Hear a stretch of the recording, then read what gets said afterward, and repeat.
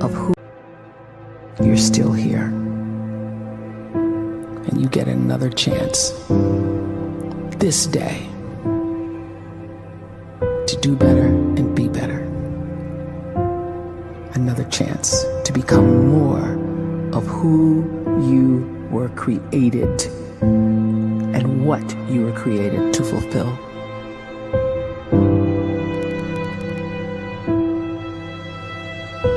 Everyone in the world is capable of living outside the role or beyond the roles that they place themselves in, no matter what it is. You're not just a dad, you're not just a banker, you're not just a brother or a son or a convict. It doesn't matter. Like, everyone is bigger, much bigger, infinitely bigger than the roles they place themselves in, and is capable of reaching potential greater than anything they could imagine.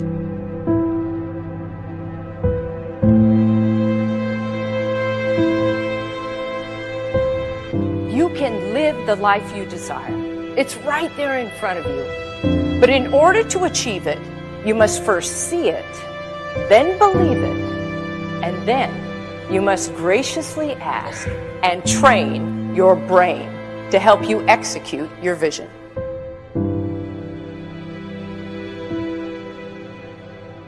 So when you start to focus and you delete distraction from your life, and you start to get seriously invested in doing one thing staggeringly well, and you practice that one thing over and over, a term to think about is mundanity. You do one simple, seemingly insignificant thing every day around your main skill, and it's very mundane, but small daily improvements over time lead to world-class results.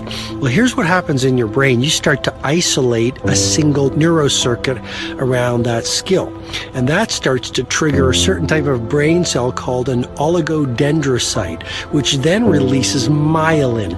Myelin is a fatty tissue that starts to wrap around that single neurocircuit related to that main skill you've been practicing. And when myelin starts to wrap around the brain circuit, what happens is you have accelerated learning times, you can see more quickly, heightened perception, and you'll learn more quickly. And that is really the quote-unquote secret of the great producers. It's not a result of some natural gift, but their daily practice, their relentlessness and their grit, their work ethic, and their singular focus and sacrifice.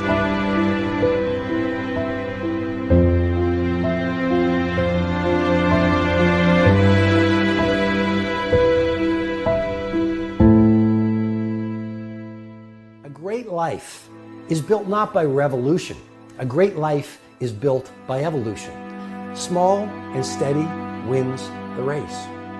What you do every day is far more important than what you do once every decade. I want you to really think about that idea. What you do every day is simply your life in miniature. And as you live every single day, so you're crafting your life.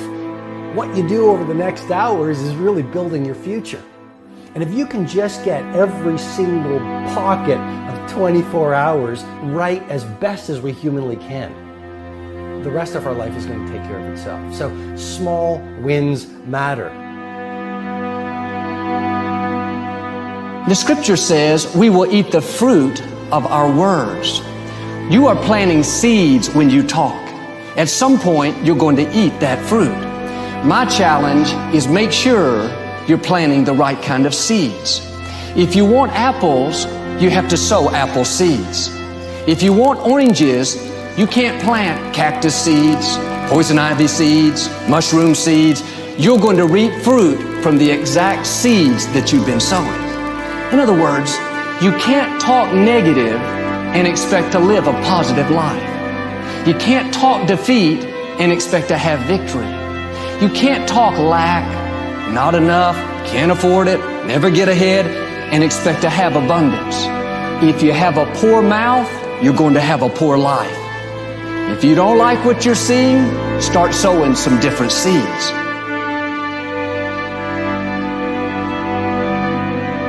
We may not realize it, but we're always feeding ourselves. What we watch, listen to, the people we're around, the thoughts we're dwelling on, that's feeding our inner man. If you go to lunch with people, that talk bad about the boss, make fun of a coworker, put down a friend. They're feeding you gossip, feeding you jealousy, feeding you disrespect. Here's the key.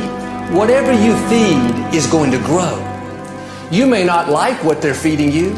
You're a nice person, but if you continue to hang around them, before long, you'll be gossiping, you'll be critical, you'll be disrespectful. Why? Because you kept feeding the wrong things. If you're always feeding negative thoughts, thinking, I'll never get well, I'll never meet the right person, you're feeding doubt, feeding mediocrity, feeding fear. If you know exactly what you want to be, you need to spend as much time with people that are actually that already.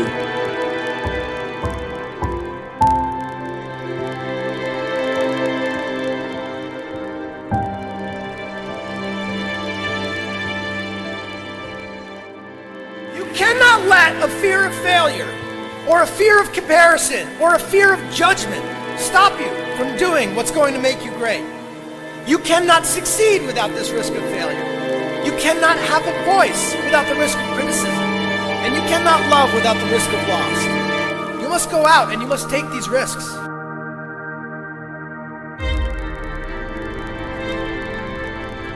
You don't have the time to waste time, because time doesn't wait till you discover your purpose. If you don't know why you was born, time is still moving. And if you discover your purpose at 90 years old, it's too late.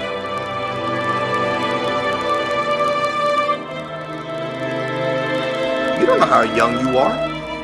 What if you die in 2 years? You're pretty old right now. You got 2 years left.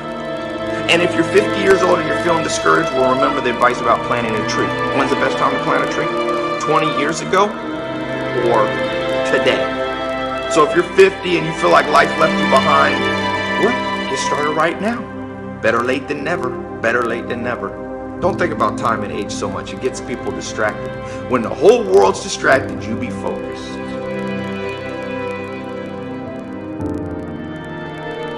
You have to trust your own voice, your own ideas, your honesty, your vulnerability, and through this you will find your way. You do not have to be fearless. Just don't let fear stop you.